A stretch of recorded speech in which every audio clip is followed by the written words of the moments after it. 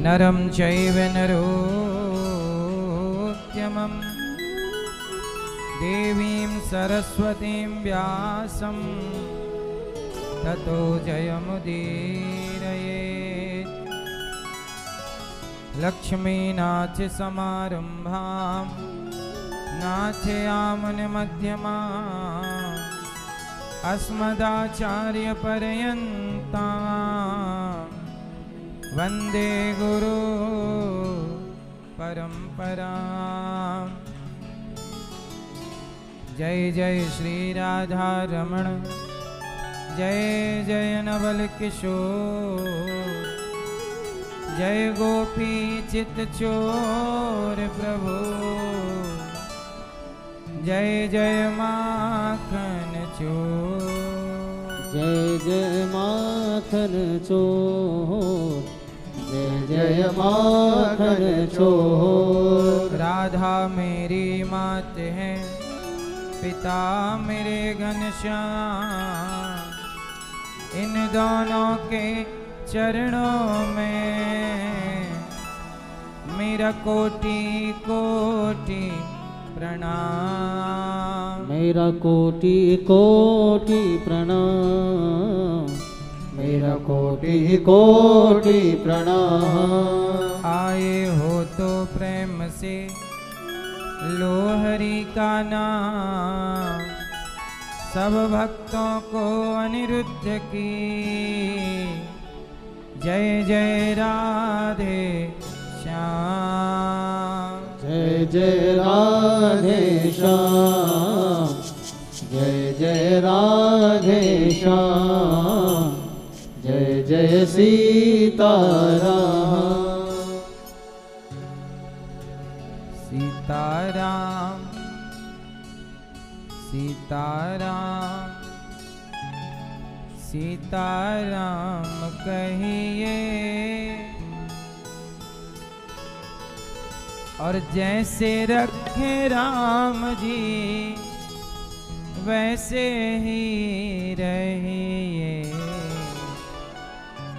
सीताराम सीताराम सीताराम कहिए, राम सीताराम सीताराम कहिए। जाहि विधि राखे राम ताहि विधि रहिए, ताहि विधि राखे राम ताहि विधि रहिए। ये जीवन का सबसे बड़ा सूत्र है।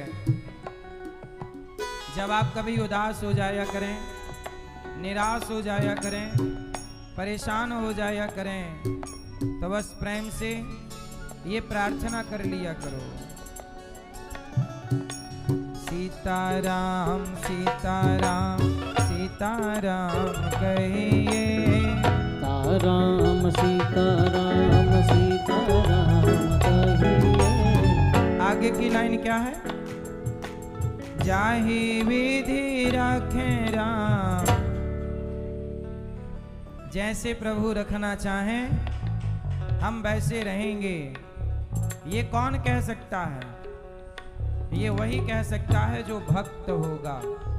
भक्त ही कहेगा कि प्रभु मैं ये नहीं कहता कि मुझे ये बना दो, जो मर्जी आपकी हो आप बना दो, आप मुझे जैसे रखेंगे मैं वैसे रहूंगा। ये भक्त का भाव है। मैं नहीं कहता कि मुझे ये दो, ऐसे रखो, नहीं। इस भजन की बातें, ये प्रार्थना है। हर अर्थ को, हर शब्द को सुनिएगा भाव से।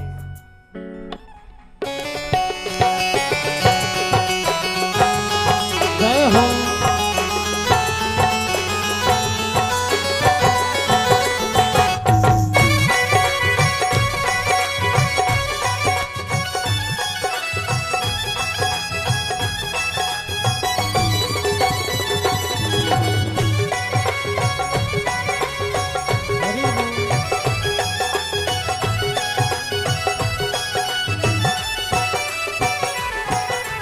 सीताराम सीताराम सीताराम कहिए, सीताराम सीताराम सीताराम कहिए।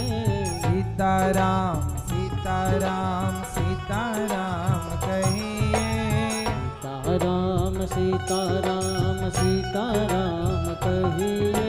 जाहि विधि रखे राम ताहि विधि रहे।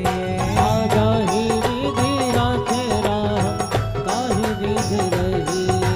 सीताराम सीताराम सीताराम कहिए।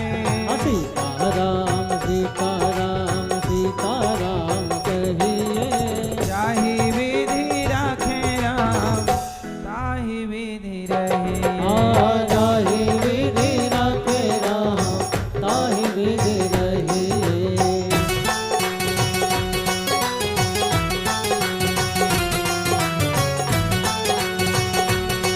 तालियां हाथ उठा के। जय हो।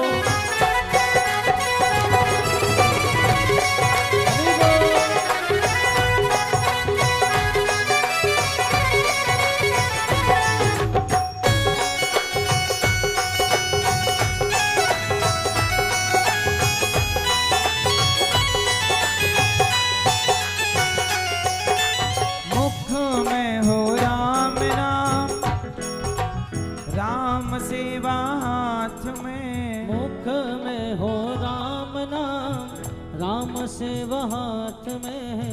भगवान का नाम कहाँ होना चाहिए और सेवा? मुख में हो राम नाम राम सेवा हाथ में। मुख में हो राम नाम राम सेवा हाथ में है। और कभी अपने को अकेला मत समझिएगा। तू अकेला नहीं प्यारे राम तेरे साथ में। तू अकेला नहीं प्यारे राम तेरे साथ में। कभी ये मत सोचिएगा कि मैं अकेला हूँ, मेरे संग कोई ना हो, फिर भी मेरे भगवान विधि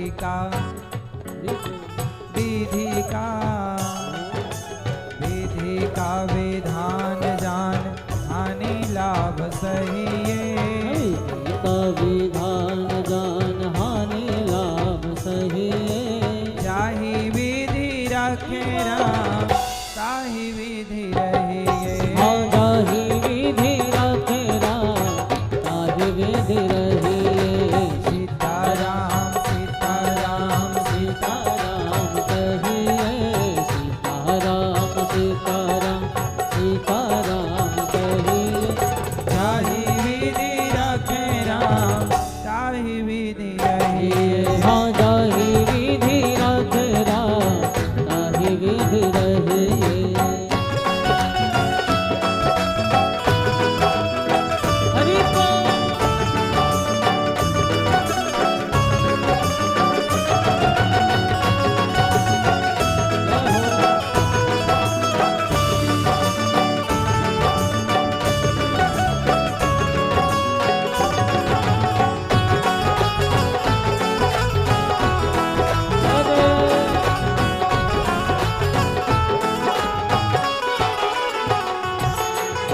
जिंदगी की डोर सा हाथ दीननाथ के। जिंदगी की डोर सौंप हाथ दीननाथ के। आज से अपनी जिंदगी भगवान को, जैसे अर्जुन ने अपने रथ की डोर किसे सौंप दी? भगवान को। आप भी अपने जीवन की डोर, जिंदगी की डोर सौंप हाथ दीननाथ के। जिंदगी की डोर सौंप हाथ दीननाथ के। महलों में रखे चाहे झोपड़ी में वास दें। महलों में रखे चाहे झोपड़ी में वास दे। हम ये नहीं कहते कि हमें प्रभु यहाँ रखो, जहाँ मर्जी आपकी। महलों में रखे चाहे झोपड़ी में वास दें। महलों में रखे चाहे झोपड़ी में वास दे। चाहे महलों में रहो या झोपड़ी में, कहोगे क्या? धन्यवाद। हर हाल में ईश्वर का धन्यवाद। धन्यवाद निर्विवाद राम राम कहिए। धन्यवाद निर्विवाद राम राम कहिए। जाहि विधि रखे राम ताहि विधि रहिए। जाहि विधि रखे राम ताहि विधि रहिए। सीताराम सीताराम सीताराम कहिए। सीताराम सीताराम सीताराम कहिए। ताहि विधि रखे राम ताहि विधि रहिए। ताहि विधि रखे राम ताहि विधि रहिए।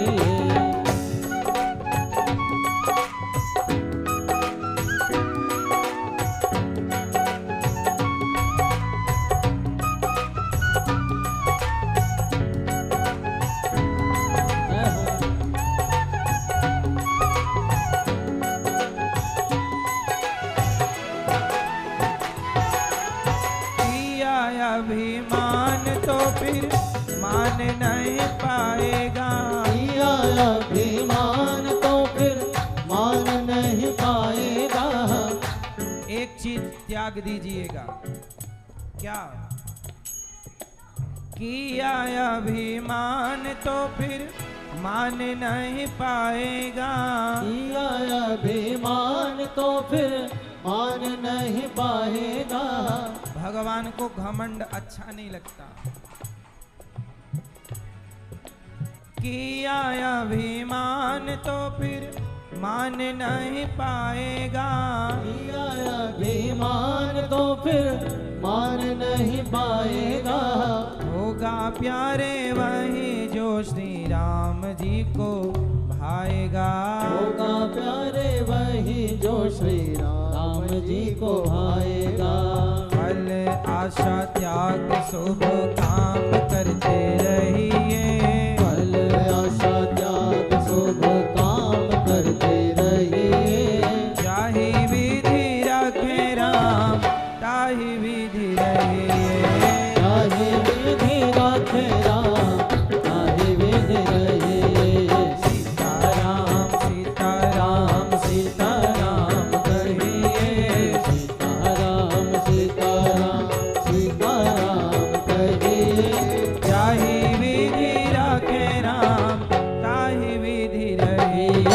जाहि विधि रखे राम ताहि विधि रहिए। ताहि विधि रखे राम ताहि विधि रहिए।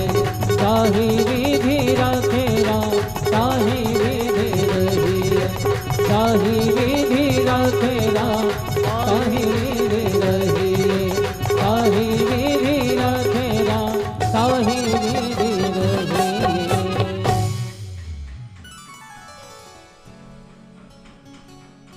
आशाएं कि राम जी से दूजी आशा छोड़ दे। आशा एक राम जी से दूजी आशा छोड़ दे। और नाता एक राम जी से दूजा नाता तोड़ दे। साधु संग राम रंग अंग अंग रंगिए। और जाहे विधि राखे राम।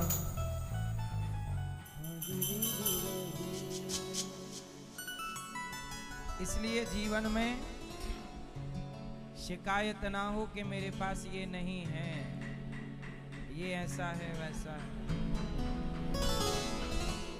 भगवान के प्रति क्या हो? धन्यवाद निर्विवाद। निर्विवाद धन्यवाद भी कैसा हो? निर्विवाद हो। उस धन्यवाद में कोई किंतु परंतु ना हो, बस सिर्फ धन्यवाद है ईश्वर भगवान का। मुझे तुमने दाता बहुत कुछ दिया है, तेरा शुक्रिया है, तेरा शुक्रिया है मुझे तुमने दाता।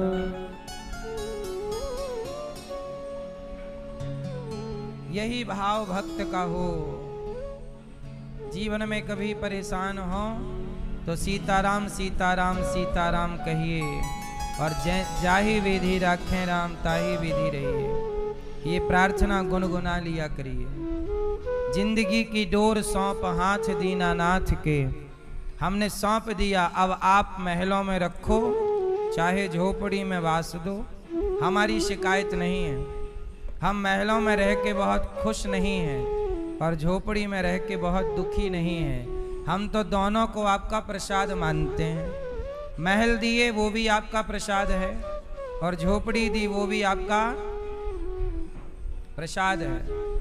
हमें आपने 56 भोग दिए वो भी आपका प्रसाद है और नमक रोटी दी वो भी आपका प्रसाद है। हमें ये नहीं है कि आपने ये क्यों नहीं दिया, ऐसा है तो हमें ऐसा ही चाहिए। हम किसी चीज के आदी ना बने। और मेरे प्रभु जो दें। भक्त कौन है? भक्त की परिभाषा बतानी है आपको। बताओ भक्त किसे कहते हैं? भक्त किसे कहते हैं? जो सौंप दे, इन्होंने कहा भक्त किसे कहते हैं? ठीक है, बताओ भक्त किसे कहते हैं? आप बताओ।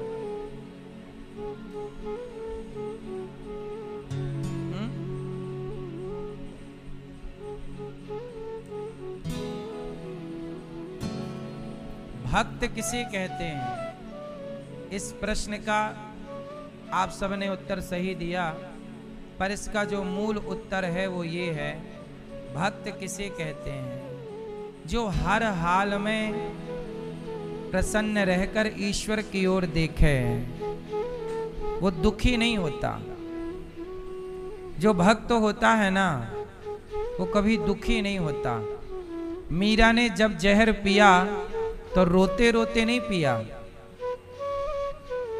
हंसते हंसते। मीरा रोए क्यों? हम क्यों रोए? भाई आपकी मर्जी है, संसार आपका है। भाई ये बताओ, आपके घर में हम आए, अब आपकी मर्जी होए तो अपने घर में आप हमें जगह दो आज रहने के लिए। यदि आप मना कर देंगे तो हमारा अधिकार नहीं है कि हम जबरदस्ती करें। हम बाहर आ जाएंगे आपके घर से, हम आपके घर जाएं। आपकी मर्जी है कि हमें क्या खिलाना है, क्यों? आपकी मर्जी है हमें कैसे रखना, क्या खिलाना। हम तो अब आपके घर पे हैं ना।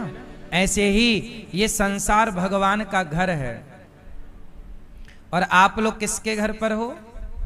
भगवान के। तो भगवान के घर पर हो तो भगवान जहर पिलाएं तो प्रभु मर्जी आपकी। आप जहर चाहते हैं मैं पीऊं तो मीराबाई ने पी लिया कि मैं तो प्रभु की हूं, तुम्हारी यही इच्छा है, मैं पी जाती हूं, तो वो पी गई। तो जो व्यक्ति ये मान लेता है कि ये जगत ईश्वर का घर है और यहाँ पर जो हो रहा है आपके घर में, आपकी मर्जी चलेगी, मेरी नहीं चलेगी। यदि मैं आपके घर में गया और आपके घर में जाके मैंने पराठे खाए या रोटी खाई, तो वो किसकी मर्जी से खाई, मेरी या आपकी? भाई घर के मालिक की मर्जी है ना। आप चाहे मुझे पूरी खिलाओ, रोटी खिलाओ, पराठे खिलाओ, अचार रोटी खिलाओ, मेरा काम है खाना। मेरे भूख लगी है तो मेरा काम है अब खिलाना क्या है ये आप डिसाइड करिए। ऐसे मैं तो आपके घर पर हूं प्रभु, मैं तो केवल भूखा हूं, खाऊंगा। अब क्या खिलाना है ये मैं डिसाइड नहीं करता, ये भगवान डिसाइड करेंगे। क्यों? क्योंकि घर आपका है। मैं किसके घर पर रहता हूं? भगवान के। आप लोगों ने एक गलत काम कर लिया है। आपने क्या गलत काम कर लिया कि आप जिस घर में रहते हो आपने ये मान लिया है कि ये घर मेरा है। बस ये गलत काम है, ये गलती है आपकी। कभी ये मत मानो कि ये घर मेरा है, ये मानो कि ये घर भगवान का है। और हम भगवान के नौकर हैं। हम भगवान के कौन हैं? और फिर भगवान जैसे चाहें, मर्जी आपकी। तो आप भगवान के घर पर रहो। अब जो व्यक्ति ये मान लेता है कि ये घर भगवान का है, जो खा रहा हूं प्रभु इच्छा है, तो बताओ वो हर समय भक्ति ही तो कर रहा है। हर क्षण वो याद किसे कर रहा है? भगवान को। आप गलती क्या कर जाते हैं कि सबको अपना मान लेते हैं। घर मेरा, ये मेरा नहीं, सब कुछ भगवान का है। मेरा मुझ में कुछ नहीं, जो कुछ है तेरा, तेरा तुझको अर्पण, क्या लागे मेरा। यही भाव श्रेष्ठ भाव है कि घर भगवान का है। हमारे श्री राजकुमार तायल जी और परीक्षित बन के श्री राजकुमार तायल जी और श्रीमती शिखा तायल जी, आप परीक्षित बन के कथा सुन रहे हैं और आप लोग भी यही भाव रखते हैं कि ये सब कुछ हमारा नहीं, भगवान का है। यही भाव भगवान को अच्छा लगता है। भगवान आपको प्रसन्न रखें। साथ हैं हमारे श्री अनिल कुमार गुप्ता जी और श्रीमती रजनी गुप्ता जी। आपने भी यही भाव रखा है कि हम कुछ नहीं हैं, जो कुछ हैं भगवान हैं। हम तो भगवान के तुच्छ से सेवक हैं, दास हैं। यही भाव हमें नम्र बनाता है, यही भाव हमें महान बनाता है। तो आप सब भगवान के परम भक्त हैं। आप सब ने जो कार्य किया है, आप लोगों ने भागवत क्या सुन ली, आप लोगों के कारण हजारों लाखों लोगों ने भागवत सुन ली। ये सारा पुण्य आपका है, ये यज्ञ है, भागवत सप्ताह ज्ञान यज्ञ। भगवान आप सबको खूब सुखी और स्वस्थ रखें। स्वर्गीय श्री राम विलास तायल जी और स्वर्गीय श्री जगदीश चंद्र गुप्ता जी की स्मृति में ये सुंदर सी कथा का वृंदावन धाम में आप आयोजन कर रहे हैं और अपने पूर्वजों की खुशहाली के लिए कार्य कर रहे हैं। जो अपने पूर्वजों के लिए, पितरों के लिए कार्य करते हैं, उन पर पितरों की कृपा बनती है और उनके जीवन में कभी पितृ दोष नहीं होता। भागवत सुनने से ही पितृ दोष समाप्त होता है। इसलिए आप भी जीवन में एक बार भागवत जी सुने। अभी यहाँ भक्तों ने पोथी पाठ भी बिठा रखा है। जिस भक्त ने जो कामना से पोथी पाठ बिठाई है, आपकी वह कामना भागवत जी जरूर पूरी करेंगे। कुछ लोग यहाँ आ नहीं सके तो घर बैठे ही अपनी ओर से अपने पितरों के नाम से भागवत जी के पोथी पाठ बिठाए हैं। आप लोग भी आने वाले समय पर 26 सितंबर से 2 अक्टूबर तक पुनः भागवत जी के पोथी पाठ आप करा सकते हैं। यहाँ भागवत जी के पोथी पाठ होंगे। आप लोग भी अपने पितरों के कल्याणार्थ भागवत जी के पोथी पाठ करा सकते हैं। श्री अजय मेघा तायल जी, आप देखो, जब पिता भागवत सुन रहे हैं तो बच्चे भी भागवत सुन रहे हैं और यही संस्कार है, एक पिता का धर्म है। साथ में भगवान सुखी रखें आपको। आपको अच्छा लग रहा है? श्री रोहित और दिव्या तायल जी, आपको अच्छा लग रहा है? भगवान आपको स्वस्थ रखें और सुखी रखें, प्रसन्न रखें। श्री अनुश्री पल्लव गर्ग जी, अच्छा लग रहा है आपको? और श्री राजश्री प्रखर प्रताप सिंह जी और रितिका जी, समस्त तायल एवं गुप्ता परिवार, हितकारी उपभोक्ता भंडार, मोदी नगर, गाजियाबाद, नोएडा से आप आए हैं। एक बार पूरे परिवार का ताली बजा के स्वागत वंदन करें। और आपके परिवार में जो आए हैं सबका स्वागत है। हमारे श्री राजकुमार तायल जी और श्री अनिल कुमार जी, श्रीमती शिखा जी और श्री रजनी जी, आपने केवल भागवत नहीं सुनी, संतों का भोजन भी इन्होंने कराया। यहाँ की सारी सेवाओं से भी अपने आप को आपने जोड़ा है, अन्नदान भी आपने किया है। भगवान आपको खूब प्रसन्न रखें। जितना धन आप धर्म से जोड़ते हैं, वह धन कई गुना होकर हमें वापस मिल जाता है। श्री शिव शंकर पवन कुमार जी, हरीश फतेहपुरिया अजमेर वाले यजमान परिवार से आप आए हैं, श्री पवन कुमार हरीश। आपने 31,000 रुपए देकर आपने यहाँ अन्न सेवा की है, अन्न दान किया है। माताओं का, संतों का, भक्तों का भोजन, देखो वृंदावन धाम में आकर इन्होंने अन्न दान करके ये पुण्य किया है। भगवान आपको स्वस्थ रखें, सुखी रखें। साथ ही उमेश कंसल, सोनिया कंसल जी, आप भी 21,000 रुपए देकर एक वृद्ध माँ को आप गोद ले रही हैं और माँओं को अन्नदान कर रही हैं। साथ ही अनिल गुप्ता जी, अनुश्री गुप्ता जी यजमान परिवार से हैं, आप 31,000 रुपए देकर दिन भर भोजन बंटवा करके पुण्य कर रही हैं। गौरी गोपाल में आज जो दिन भर भोजन बटेगा आपकी ओर से बटेगा। भगवान आपको प्रसन्न रखें। और अनुश्री गुप्ता जी, आप भी 21,000 रुपए का और आपने सहयोग किया और आपने माताओं के भोजन में भी सहयोग किया। भगवान आपको सुखी रखें। बेसहारा माँओं को बच्चों ने तो निकाल दिया, पर आप लोग जैसे धरती पर महान लोग हैं जो किसी का सहारा बनते हैं। भगवान आपको प्रसन्न रखें। साथ ही सुमन बजाज जी, स्वर्गीय श्री अनिल बजाज जी मोदी नगर से हैं, आप 51,000 रुपए मैया सहयोग कर रही हैं और पूरे गौरी गोपाल की सभी सेवाओं से अपने आप को जोड़ रही हैं। मैया एक बार तालियां बजा के सभी दानवीर महापुरुषों का स्वागत वंदन करें। मैया आपने बड़ा पुण्य किया, आपने इतना बड़ा पुण्य किया, इतनी माँओं के बारे में, यहाँ की सेवाओं के बारे में सोचा आपने। आपके सहयोग से सोचिए कितने भूखे को भोजन मिल जाता है, निराश्रित माताओं को आश्रय मिल जाता है, कितने बच्चे पढ़ते हैं। आज गौरी गोपाल गुरुकुल में बच्चों का व्रतबंध हुआ। व्रतबंध मतलब यज्ञोपवीत, यज्ञोपवीत मतलब जनेऊ संस्कार। यहाँ बच्चे पढ़ते हैं और ये देखो आज गुरुकुल में ये बच्चों के यज्ञोपवीत का कार्यक्रम हुआ और बच्चों का यज्ञोपवीत संस्कार हुआ। अब ये वेद पढ़ने के अधिकारी हो गए यज्ञोपवीत के बाद। ये गौरी गोपाल गुरुकुल के बच्चे हैं जो यहाँ पढ़ते हैं। 150 बच्चे हैं। आप सबके सहयोग से बच्चों को नाश्ता, भोजन और निःशुल्क शिक्षा मिल रही है। आपका बहुत बहुत धन्यवाद सभी दानवीर महापुरुषों का। आप भी इस योग्य हैं तो इन सेवाओं से अपने आप को अवश्य जोड़िएगा। प्रिय भक्तों, कल हम लोगों ने कथा में सुना कि भगवान प्रकट हुए। भगवान क्या हुए? मैया राधे राधे।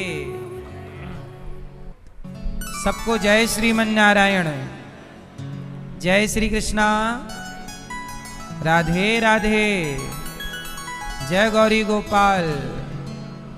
मैया, ओ मोबाइल वाली मैया, बैठ के चला लो मोबाइल मेरी माँ, बैठ जाओ। सुनो क्या हुआ कि भगवान प्रकट हो गए। अच्छा, हम लोग क्या होते हैं? हम लोग क्या होते हैं? हम लोग जन्म लेते हैं और भगवान क्या होते हैं? जन्म में और प्रकट में क्या अंतर है? अंतर बताओ भैया जी। नहीं बताओगे? नहीं? गुस्सा हो क्या? नहीं? आप बताओ बगल वाले भैया, हेल्प करो इनकी, चश्मों वाले भैया।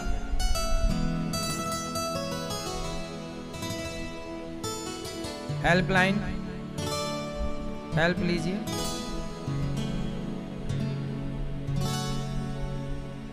जन्म और अवतार, प्रकट। भगवान क्या होते हैं? हाँ, भय प्रगट कृपाला। भगवान क्या भय? प्रगट। और आप हम जन्मे हैं। तो जन्म और प्रकट में क्या अंतर है? चश्मा वाली भैया सुनो, जो जन्मा है वो मरेगा जरूर। तो हम हैं जन्मा, हम हैं योनिजा। हम क्या हैं? योनिजा मतलब माँ के योनि से, माँ के पेट से बाहर आए हैं, योनिजा। और भगवान है अयोनिजा, वो योनि से प्रकट नहीं होते, वो प्रकट हो गए। वो जन्म लिया हमने तो हम मरेंगे, भगवान प्रकट होते हैं, वो जन्म नहीं लेते, इसलिए भगवान अजन्मा है, इसलिए भगवान अजन्मा है। तो हम सांसारिक तुच्छ प्राणी हैं जो जन्म लेते हैं, प्रकट सिर्फ भगवान होते हैं, प्रकट सिर्फ। तो भगवान है वो अजन्मा है, अयोनिजा है, इसलिए वो प्रकट होते हैं। कैसे प्रकट हुए? जैसे सवेरे होते ही पूर्व दिशा में सूर्य भगवान प्रकट हो जाते हैं। सूर्य भगवान सवेरे जन्म लेते हैं कि प्रकट होते हैं? रोज सुबह प्रकट हो जाते हैं। ऐसे ही भगवान प्रकट होते हैं। इसलिए कहा तुलसीदास जी ने, भय प्रकट कृपाला दीन दयाला कौशल्या हितकारी, हर्षित महतारी मुनि मनहारी अद्भुत रूप विचारी। तो भगवान प्रकट हो गए। और अभी प्रकट जब हुए तो कहां प्रकट भये? जेल में। श्री कृष्ण कहां प्रकट हुए? जेल में। क्या मैसेज दिया आपको? भगवान ने प्रकट होते ही मैसेज दिया। भगवान कहां प्रकट हुए? जेल मतलब बंधन। जेल मतलब, अच्छा आप लोग कहां प्रकट हुए हैं? मीन्स जन्म लिए हैं। आप बंधन में नहीं जन्म लिए, बंधन से बाहर आए ना आप, मतलब जेल में आप नहीं जन्म लिए, हम जेल में जन्म नहीं लिए। अच्छा भगवान कहां जन्म लिए, प्रकट हुए? बंधन में। और जन्म प्रकट होते ही जेल से बाहर, मतलब बंधन से। हाँ अब देखो ये मैसेज क्या है। भगवान कहते हैं कि जन्म हुआ है बंधन तोड़ने के लिए। जन्म होता है बंधन तोड़ने के लिए। तो भगवान बंधन में प्रकट भये और बंधन तोड़ते हुए, जेल के ताले तोड़ते हुए बाहर आए कि नहीं? और आप लोग बाहर पैदा होते हो और फिर संसार के बंधनों में उलझते चले जाते हो।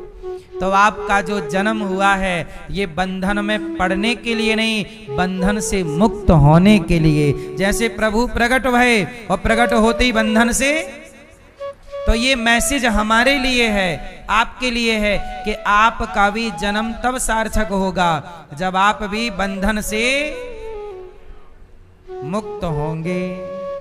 लेकिन आप लोग तो और बंधते चले जा रहे हैं। आए मुक्ति के लिए हैं और बंध रहे हैं। अच्छा आप लोग बंधे हैं कि खुले हैं? आप किससे बंधे हो बताओ? भैया बताएंगे किससे बंधे हैं आप? किससे? परिवार से। भैया आप बंधे हैं कि नहीं? किससे? परिवार से। आप किससे बंधे हैं? दादाजी आप किससे बंधे हैं? अपने कर्तव्यों से। हैं? अपने क्या कर्तव्य हैं आपके? परिवार। हाँ सिंपल, परिवार ही कहना था, लेकिन कितनी घुमा फिरा के आपने कहा। सही है। आप बताइए, आप बंधे हैं कि नहीं? नहीं, आप बंधे हैं। आप किससे बंधे हैं भैया? चश्मा वाले। परिवार से। मतलब कुल मिला के सब लोग बंधे हुए हैं। भैया पीछे वाले ब्लैक टी शर्ट, हाँ आप बता दीजिए। आप चलो आप बता दो किससे बंधे हैं। ठीक है चलो बंधे रहिए। अच्छा आप लोग बंधे हैं, बोलो हाँ। कितने लोग बंधे हुए हैं? परिवार से, जिम्मेदारियों से, हाथ उठा के बताइए। अच्छा मैं आपको यदि मुक्त कर दूं तो कर दूं? आओ आइए आपको मुक्त कर। अभी आप खुद कहोगे, मैं नहीं कहूंगा, आप ही कहोगे। जैसे अभी आपने कहा कि मैं बंधा हूं, इसमें हाथ उठाया, अभी आप कहोगे थोड़ी देर बाद। सुनो, अभी आपके बयान बदलने वाले हैं, अभी बदलना हो तो बदल लो। अभी आपकी दलीलें बदल जाएंगी। सुनो, आप लोगों ने क्या स्वीकार किया? बंधन। हम बंधे हैं महाराज जी। अच्छा, आप लोग कैसे बंधे हैं, इसके लिए मैं एक छोटा सा उदाहरण देता हूं। एक गधा था। कौन था? धोबी का। धोबी भाई साहब ने कपड़ों का गट्ठा गधे के पीठ पे रखा, चल। गधा चला धोबी घाट। अब धोबी भाई साहब ने क्या किया कि गधे को बांधने की रस्सी भूल गए। बड़ी समस्या। अब रस्सी कहां से आए? तो उन्होंने देखा कि कोई संत जी बगल में पेड़ के नीचे भगवान का नाम जप रहे हैं। तो धोबी भाई साहब गए, महात्मा जी रस्सी पड़ी हो तो दे दो, वो हमारा गधे को बांधने की रस्सी हम घर भूल गए हैं और अब इतना टाइम नहीं है कि वापस जाएं आए, मदद कीजिए। संत जी ने कहा कि रस्सी तो नहीं है पर उपाय है। क्या? बोले एक उपाय है कि तुम गधे को झूठ मूठ का बांध दो। कैसे बांधो? झूठ मूठ का। झूठ मूठ का मतलब जैसे सच्ची मुच्ची रोज बांधते थे, ऐसे आज उसके गले में झूठ मूठ का, खूंटे से झूठ मूठ की रस्सी जैसा लपेटो। अच्छा, रस्सी भूल गए हो ये बात तुम्हें पता है, गधे को थोड़ी पता कि तुम रस्सी भूल गए हो। तो अब गधे को वहीं खड़ा किया, उसके गले में झूठ मूठ का हाथ डाला, जैसे रोज बांधता आज सच्ची मुच्ची झूठ मूठ का बांध दिया। और कपड़े धुलने लगा। वो गधा बिल्कुल खड़ा, गधा नहीं भागा, क्योंकि गधे ने समझ रखा था कि मैं पूरे कपड़े धुल लिए धोबी भाई साहब ने। और कपड़ा धुल करके कपड़ों का गट्ठा रखा, गधे के पीठ पे एक डंडा मारा, चल। अब गधा चले ही ना। धोबी बोला कि महात्मा जी गधा नहीं चल रहा है, क्या मंत्र पढ़ दिया आपने? संत जी ने कहा कि तूने उसे खोला कि नहीं? महाराज मैंने तो बांधा ही नहीं था। अरे पागल, बांधा नहीं था तो क्या हुआ? बांधने का अभिनय तो किया था, ऐसे खोलने का भी तो झूठ मूठ का अभिनय कर। उसके गले में हाथ डाला जैसे रोज डालता था, खोलने के लिए हाथ डाला, खोला, गधा चल पड़ा। अब सवाल आपसे है, बताइए गधा बंधा था कि नहीं बंधा था? उत्तर दो जोर से, और जोर से, थोड़ा और। गधा बंधा नहीं था पर उसने अपने को बंधा हुआ। अब बताओ वो गधा कौन?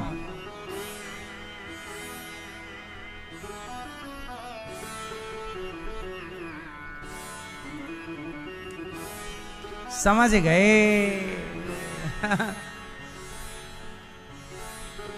गधा बंधा नहीं था पर उसने अपने को बंधा हुआ मान लिया।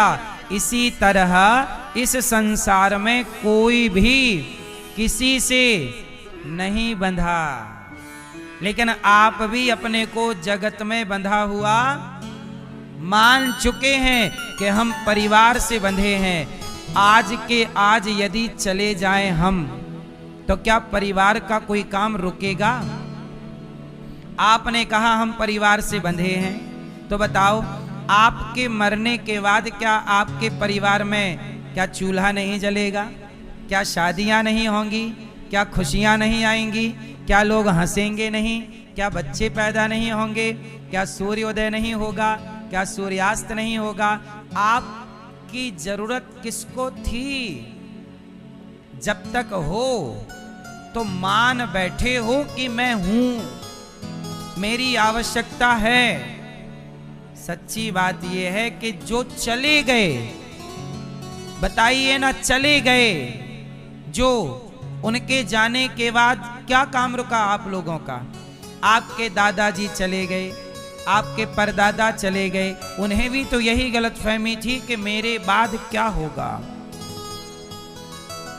सब ठीक चल रहा है कि नहीं।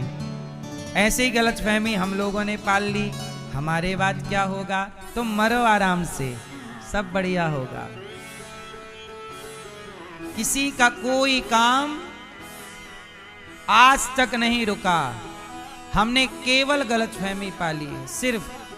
और इस गलतफहमी में जैसे गधा बंधा हुआ मान रहा है, ऐसे आप भी बंधे हुए हैं। लेकिन मेरे प्रभु जेल में प्रकट होकर आपको यही बताना चाहते हैं कि जैसे मैं प्रकट होती मुक्ति की ओर चला, ऐसे आप भी अपनी मुक्ति का साधन करना स्टार्ट करिए और बंधे ना रहिए। अब मुक्ति का कोई तू जतन कर ले, रोज थोड़ा थोड़ा हरि का भजन कर ले। यही है प्रभु का जेल में प्रकट होने के पीछे का मैसेज, कि मैं बंधन में आया पर चला मुक्ति की ओर। आप लोग मुक्ति में प्रकट होते हो पर आते बंधन की ओर हो।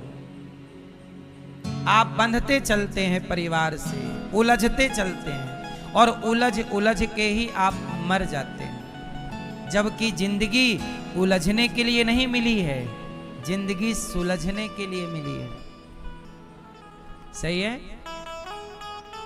तो भगवान चले, पहरेदार सो गए, दरवाजे खुल गए, यशोदा के पास पहुंचे और यशोदा ने एक बेटी को जन्म दिया।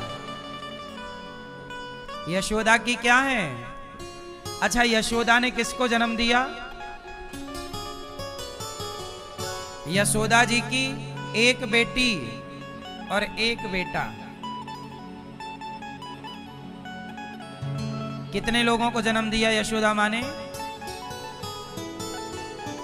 2, एक बेटी। तो बेटी को तो लेकर चले गए कौन? वसुदेव जी ने कृष्ण को रखा और कृष्ण को रख करके बेटी को ले गए, जिसे कंस ने पत्थर पर पटक दिया, जो हाथ से छूट करके आकाश में चली गई। और जिन्हें आप दुर्गा कहते हैं, वो दुर्गा माता यशोदा की बेटी, जिन्हें आप योग माया कहते हैं, जो आज भी वर्तमान में वही देवी कंस के हाथ से छूट करके जानते हो कहां चली गई? कहां हैं? मिर्जापुर में, विंध्याचल में, जिन्हें विंध्यवासिनी मैया कहते हो। तो कंस के हाथ से छूटकर आकाशवाणी करके कि तुझे मारने वाला प्रकट हो चुका है, वही माता जाके विंध्याचल पर विराजी और आज वही विंध्यवासिनी मैया कहलाती हैं। वो यशोदा की पुत्री हैं। ठीक है। तो अब ये तो हो गई देवकी यशोदा की कन्या की बेटी, कन्या की कथा।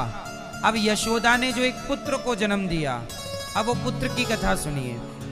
जब श्री कृष्ण को लेकर वसुदेव जी गए तो यशोदा के जो पुत्र हुए और जो देवकी के पुत्र हुए, ये दोनों ही जगह एक साथ श्री कृष्ण 2 रूपों में प्रकट हुए थे और दोनों मिलकर एक हो गए। दोनों मिलकर, तो यशोदा के और देवकी के बेटा मिलकर दोनों एक हो गए और ये 10.5-11 साल तक एक ही रहे। जब श्री कृष्ण वृंदावन से वापस मथुरा गए तब ये 2 हो गए। अब जैसे आपको बड़ी कंफ्यूजन रहती है, क्या कंफ्यूज रहते हैं आप? कंफ्यूजन क्या है? श्री कृष्ण की पत्नी का नाम बताओ क्या है? जोर से, जोर से। रुक्मणी। किसी से आप पूछेंगे कि श्री कृष्ण की पत्नी का नाम क्या है, तो लोग यही बोलते हैं रुक्मणी। आपने ये क्यों नहीं कहा कि राधा? ये बात आपको किसने बताई? किसने बताई? सीरियल वाले टीवी पर जो परोसते हैं, कई बार बहुत गलत परोस देते हैं, जिससे सनातन की हानि भी हो जाती है। अब आपको मैं बताऊं, भगवान श्री कृष्ण की, भगवान कृष्ण एक ही समय पर दो रूपों में थे। आपको मैं दो रूप बताता हूं, चलो बताओ। वृंदावन में किसी भी मंदिर जाइए, बताओ श्री कृष्ण के हाथ कितने हैं? उत्तर, बिहारी जी के कितने हाथ हैं? राधा रमण जी के, राधा वल्लभ जी के, कहीं भी जाइए, श्री कृष्ण के कितने हाथ हैं? जोर से, जोर से, जोर से। वृंदावन में कहीं, बेटा बिहारी जी गए हो आप? नहीं गए? फिर जब बिहारी जी जाओगे, वृंदावन में कहीं भी जाओगे, तो दो भुजी कृष्ण हैं। कितने भुजी? लेकिन जब आप द्वारिका जाएंगे तो द्वारिकाधीश के कितने हाथ हैं? चतुर्भुज। बोलो हाँ। तो सुनिए, वृंदावन के कन्हैया दो भुजी हैं और द्वारिका के कृष्ण चतुर्भुजी हैं। तो जब प्रभु दो भुजी होते हैं तो लक्ष्मी राधा होती हैं, और जब भगवान चतुर्भुजी होते हैं तब लक्ष्मी रुक्मणी होती हैं।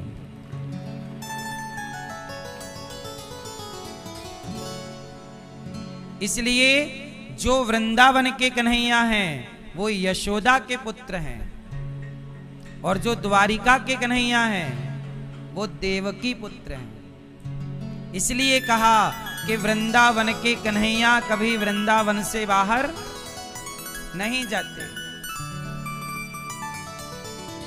तो द्वारिका के कृष्ण और वृंदावन के कृष्ण, दोनों में क्या अंतर है? एक दो भुजी हैं और एक, जब तक श्री कृष्ण वृंदावन में रहे क्या अभी भी हैं, पर लीला के लिए मैं ये बात कह रहा हूं। जब तक प्रभु की वो लीला यहां पर थी तब तक प्रभु के दो ही भुज थे, और जैसे ही द्वारिका गए तो भगवान हमेशा अपनी पत्नियों के साथ चतुर्भुज रूप में ही रहा करते थे। पूर्ण कृष्ण मतलब वृंदावन में जब तक थे तो छिप कर के रहते थे। छिप कर क्या? कि मैं भगवान नहीं हूं, मैं सामान्य हूं, मनुष्य बनकर आए हैं ना। विप्रधेनु सुर संतहित लीन मनुज अवतार। तो यहां मनुष्य की लीला की, मक्खन चुराना, मटकी तोड़ना, वस्त्र का हरण करना, ये सब मनुष्य की लीला।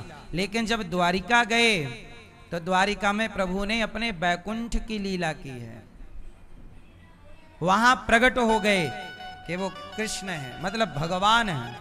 यहां छिपके रहे, वहां प्रकट होकर रहे।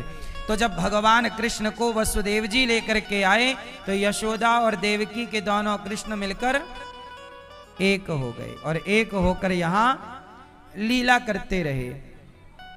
अब जब यहां आए तो जैसे ही भगवान 6 दिन के भय, भगवान को मारने के लिए पूतना आ गई। कौन आया? पूतना। अब मैं एक बात थोड़ी सी और रह गई वो क्लियर कर दूं।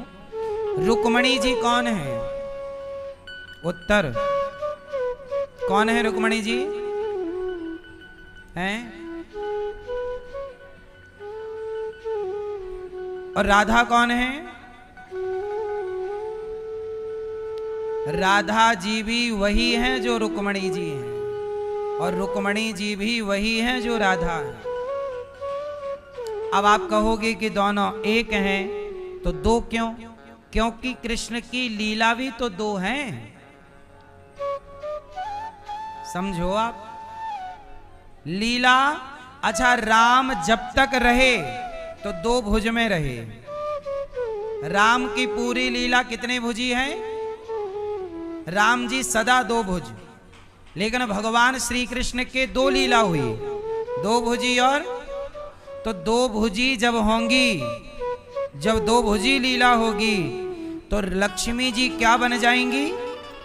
जोर से, राधा। और चतुर्भुजी होंगी तो इसलिए जहां दो भुज के कृष्ण होंगे सदा उनके संग राधा जी ही विराजेंगी, और जहां चतुर्भुज होंगे वहां रुक्मणी जी विराजेंगी। तो अब आपको एक चीज क्लियर करनी है कि रुक्मणी और राधा ये दोनों कौन हैं? अच्छा बताओ, रुक्मणी जी रुक्मणी होने से पहले क्या थी?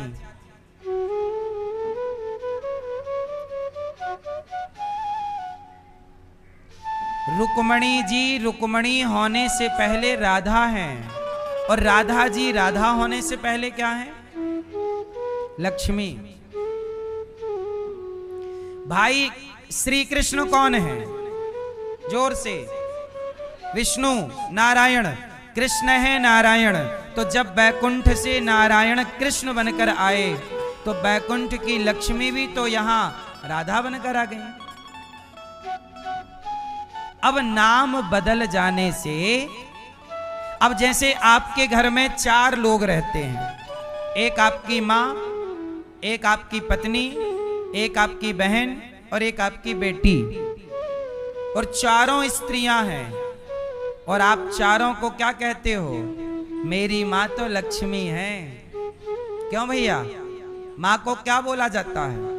जोर से, लक्ष्मी। अच्छा, पत्नी को क्या बोला जाता है? अच्छा, और आपकी बहन कौन है? और आपकी बेटी जो है वो कौन है? आपके घर में लक्ष्मी, एक लक्ष्मी 4 रूपों में है कि नहीं? जब आपके घर की लक्ष्मी आपके घर में 4 रूपों में रह सकती है तो लक्ष्मी जी राधा और रुक्मणी के रूप में क्यों नहीं रह सकती 2 रूपों में? ये केवल ना जानने के कारण, अज्ञानता के कारण समाज में ये भ्रांति फैलती है कि रुक्मणी जी तो पत्नी है, राधा जी तो प्रेमिका हैं। ये बात वही कह सकते हैं जो 1 नंबर के मूर्ख हैं, वीआईपी मूर्ख। वही ये बात कह सकते हैं कि राधा जी तो केवल प्रेमिका हैं। तुम जानते तो हो नहीं, समझते तो हो नहीं, राधा कृष्ण सदा से लक्ष्मी नारायण है। राधा कृष्ण सदा से लक्ष्मी नारायण है।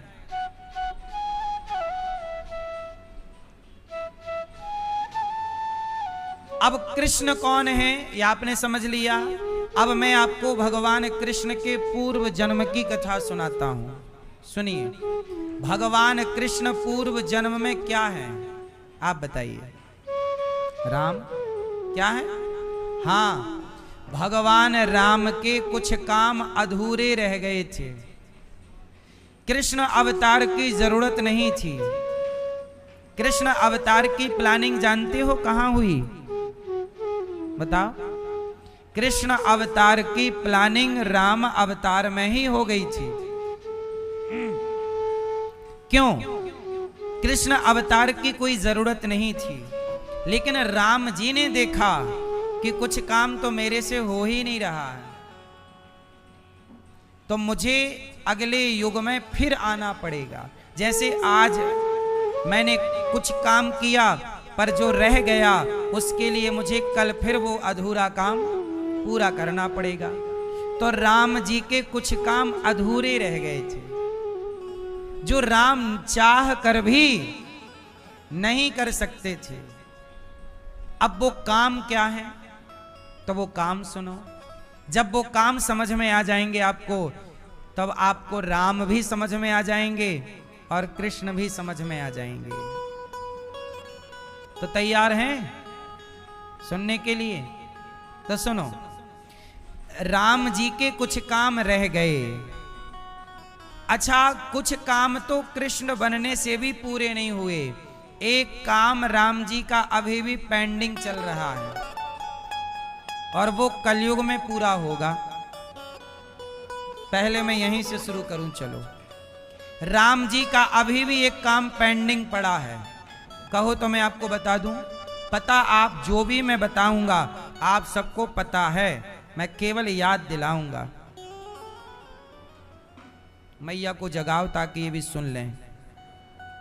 मैया सो गई मेरी मां।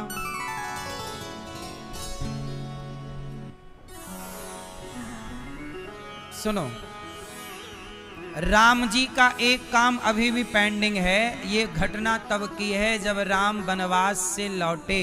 जब वनवास जा रहे थे तो रास्ते में जानते हो राम जी को वैष्णव देवी मिल गई। वैष्णवी मैया, जिन्हें आप वैष्णव देवी कहते, वैष्णो देवी, तो वैष्णवी मैया मिल गई।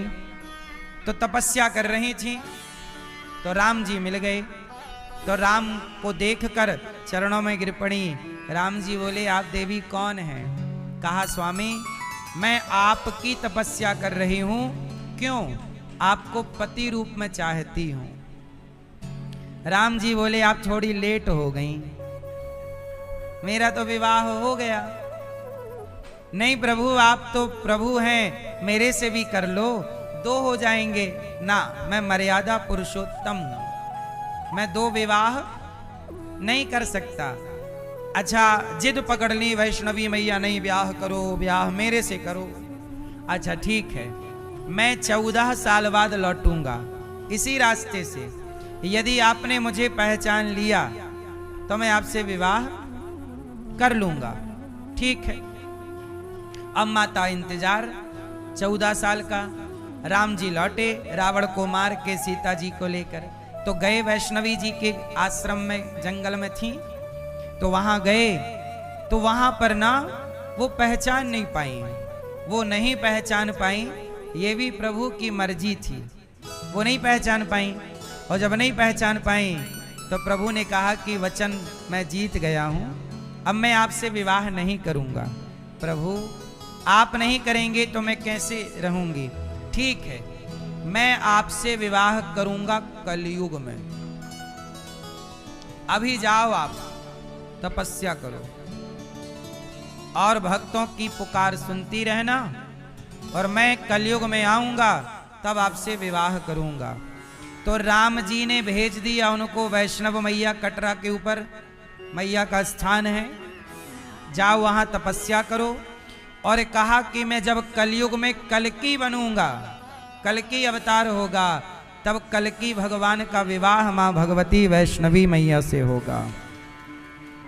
तो ये प्रभु की अभी तक पड़ी हुई पेंडिंग लीला है। तो कुछ लीला ये, अब राम कृष्ण कैसे बने वो कथा सुनो।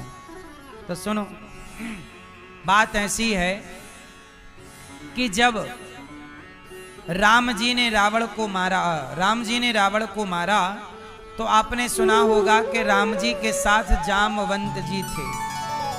कौन थे? तो जामवंत जी की 2 इच्छाएं थी। कौन सी इच्छाएं थी? पहली, राम मेरी बेटी से आप विवाह कर लो। राम जी बोले नहीं कर सकता, मर्यादा पुरुषोत्तम हूं। एक बोले फिर, अच्छा मैं आपकी बेटी, चूंकि आप मेरा साथ दिए हैं तो मैं आपकी बेटी से विवाह करने के लिए मैं द्वापर में कृष्ण बनूंगा, तब आपकी बेटी से मैं दूसरा विवाह करूंगा। तो भगवान कृष्ण का जो दूसरा विवाह हुआ था वो जामवंत की बेटी जाम्बवती से हुआ। और जामवंत जी की दूसरी इच्छा क्या? बोले रावण को तो आपने मार दिया, पर पूरी लंका में मेरी बराबरी का कोई मिला नहीं। यदि आप मेरे से 2 हाथ कर लो तो मेरी खुजली मिट जाए। राम जी बोले हम आपसे लड़ नहीं सकते, क्योंकि आप भक्त हैं और यहाँ मैं भगवान की भूमिका में हूँ, तो भक्त और भगवान की लड़ाई नहीं हो सकती। तो मैं आपकी ये इच्छा भी द्वापर में पूरी करूंगा। तो जामवंत जी से भगवान कृष्ण का 27 दिन तक युद्ध हुआ था, और उस युद्ध में भगवान ने जामवंत जी को पछाड़ दिया। और उसी युद्ध के बाद जामवंत की बेटी जाम्बवती से भगवान श्री कृष्ण का विवाह हुआ, ये दूसरा विवाह। तो भगवान राम कृष्ण किसके लिए बने? जामवंत जी के लिए। ये एक घटना है। अब दूसरी सुनिए। त्रेता में जब राम जनकपुर गए और जनकपुर की सखियों ने राम को देखा, सीता जी ने तो माला पहनाया, सीता के तो पति हो गए, पर जितनी सखियां थीं सबके मन में लड्डू फूट रहे थे। क्या हमारे भी ऐसे पति होंगे? क्या प्रभु हमें भी मिलोगे? तब राम सबके मनोभाव को समझ गए। कहा कि इस जन्म में तो मैं आप सबको नहीं मिल सकता, लेकिन आपके लिए मैं अगला अवतार लूंगा कृष्ण। तब आप मेरी गोपियां बनकर आना और मैं गोपी बनकर हर सुख आपको प्रदान करूंगा। इसलिए कभी माखन गोपियों के घर जाकर चुराते हैं, कभी गोपियों की गोद में जाके उछलने लग जाते हैं, कभी गोपियों के बाल पकड़ के भगवान खींचने लग जाते हैं, कभी गोपियों के वस्त्र चुराकर गोपियों को सुख देते हैं, क्योंकि वो सुख देने का वचन पुराना है। और भगवान रास रचाकर गोपियों को परम सुख देते हैं, उनको परम आनंद देते हैं। तो ये भगवान की वो लीला द्वापर की, त्रेता की द्वापर में पूरी हुई। तीसरा, आपको याद होगा राम जी से विवाह करना चाहती थी एक स्त्री, और रावण की क्या नाम था? सूपनखा। वो राम से कहती है आप बहुत सुंदर हैं, मेरे से ब्याह कर लो। राम जी बोले तेरे से सुंदर मेरी पत्नी है, मैं तेरे से क्यों करूं? पुरुषों को ये सेंटेंस याद कर लेना चाहिए, किसी भी स्त्री की तारीफ ना किया करो। आपकी पत्नी ही सबसे सुंदर है, उससे सुंदर कोई नहीं। जो आदमी किसी को ये कहता पकड़ जाए कि तुम बहुत सुंदर हो, समझ लेना कि चक्कर में पड़ेगा।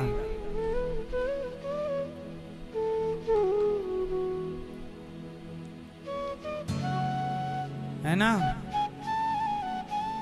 अपनी पत्नी के अतिरिक्त किसी और स्त्री की सुंदरता मत देखो, आपकी पत्नी ही सबसे अधिक सुंदर है। क्यों? ये बात सही है गलत है? भाई संसार सुंदर है, हमें क्या करना? सोना पड़ा है रास्ते में, कहते हैं ना जो हमारा नहीं है वो हमारे लिए माटी है। आपके पास धन है बहुत, परंतु हमारे लिए तो आपका धन मिट्टी है ना? नहीं है? आप किसी का धन देखो तो आपकी नजर में दूसरे का धन क्या है? माटी है। तो भाई हमारा धन ही हमारे लिए श्रेष्ठ है, आपका धन हमारे लिए माटी है। ऐसे हमारी पत्नी ही हमारे लिए श्रेष्ठ है, दूसरे की स्त्री हमारी केवल माँ है, हमारी केवल बहन है, हमारी केवल बेटी है। ये भाव सही है। पर नारी क्या है होती है? पराई स्त्री राम के आगे आई, सूपनखा बहुत सुंदर हो, तो सम पुरुष नमो सम नारी, यह संयोग विधि रचा विचारी। कर लो ब्याह। राम जी बोले नहीं हो सकता। सूपनखा जिद करने लग गई, मैं तो ब्याह करूंगी, तेरे आपसे करूंगी। फिर आप सब जानते हैं नाक वाक कट गई। अच्छा, सूपनखा की नाक क्यों काटी लक्ष्मण जी ने? नाक ही क्यों काटी? हाथ काट लेते, पांव काट लेते, लंगड़ी कर देते। नाक काटी, नाक इसलिए काटी कि यदि हाथ काटते तो इसे बताना पड़ता कि मैं वहां गई थी तो हाथ कट गया। पांव काटते तो बताना पड़ता मैं राम के पास गई थी सो पांव कट गया। नाक इसलिए काटी कि इसे अब बताना नहीं पड़ेगा कि मैं कहां गई थी, लोग देखते ही समझ जाएंगे कि नाक कटाने ही गई थी।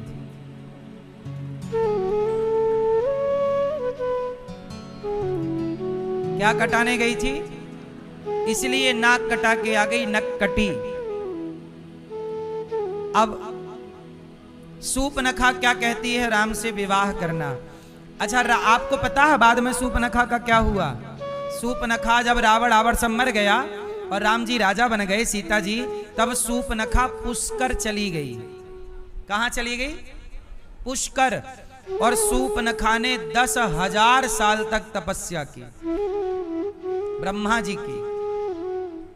ब्रह्मा जी आए, कहो सूपनखा क्या चाहती हो? हे ब्रह्मदेव, मैं राम को चाहती हूं, मैं राम को। अच्छा देखो, राम को चाहना गलत तो नहीं है, राम को तो आप लोग भी चाहते हो, हर भक्त राम को प्यार करता है, तो राम से प्यार करना गलत तो नहीं था। बोली राम को चाहती हूं, तो ब्रह्मा